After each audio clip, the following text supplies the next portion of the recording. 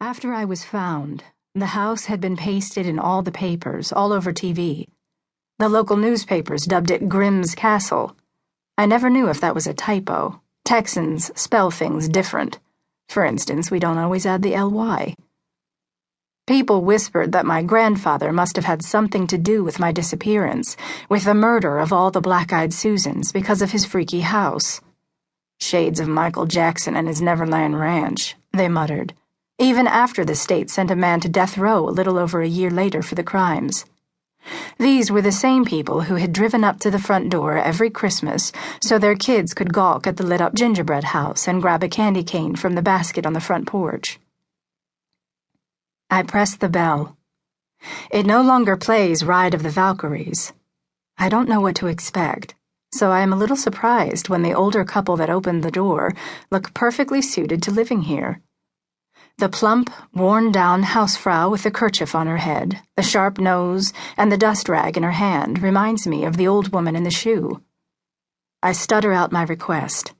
There's an immediate glint of recognition by the woman, a slight softening of her mouth. She locates the small crescent moon scar under my eye. The woman's eyes say, "Poor little girl," even though it's been 18 years and I now have a girl of my own. "I'm Bessie Wormuth," she says, "and this is my husband, Herb. Come in, dear."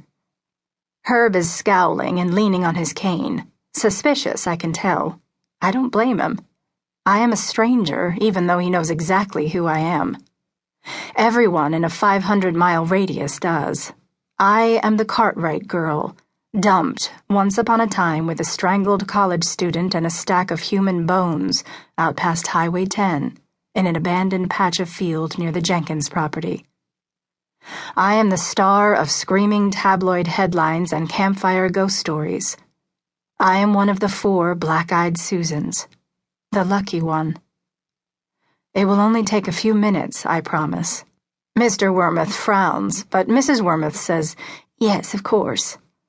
It is clear that she makes the decisions about all of the important things, like the height of the grass and what to do with a red-headed, kissed-by-evil waif on their doorstep asking to be let in. "We won't be able to go down there with you," the man grumbles as he opens the door wider. "Neither of us have been down there too much since we moved in," Mrs. Wormuth says hurriedly.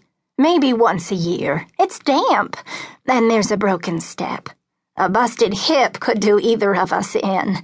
Break one little thing at this age and you're at the pearly gates in 30 days or less.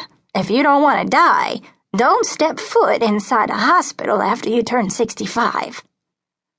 As she makes this grim pronouncement, I am frozen in the great room, flooded with memories, searching for things no longer there. The totem pole that Bobby and I sawed and carved one summer, completely unsupervised, with only one trip to the emergency room. Granddaddy's painting of a tiny mouse riding a handkerchief sailboat in a wicked, boiling ocean. Now, a Thomas Kincaid hangs in its place.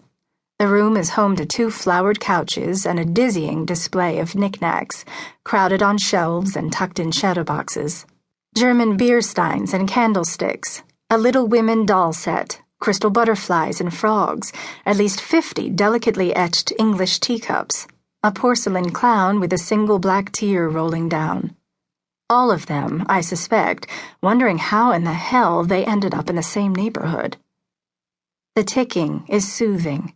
10 antique clocks line one wall, 2 with twitching cattails keeping perfect time with each other. I can understand why Mrs. Wormuth chose our house. In her way, she is one of us. "Here we go," she says. I follow her obediently, navigating a passageway that snakes off the living room. I used to be able to take its turns in the pitch dark on my roller skates. She is flipping light switches as we go, and I suddenly feel like I am walking to the chamber of my death. "TV says the execution is in a couple of months." I jump. This is exactly where my mind is traveling. The scratchy male voice behind me is Mr. Wormuth's, full of cigarette smoke. I pause, swallowing the knot in my throat as I wait for him to ask whether I plan to sit front row and watch my attacker suck in his last breath. Instead, he pats my shoulder.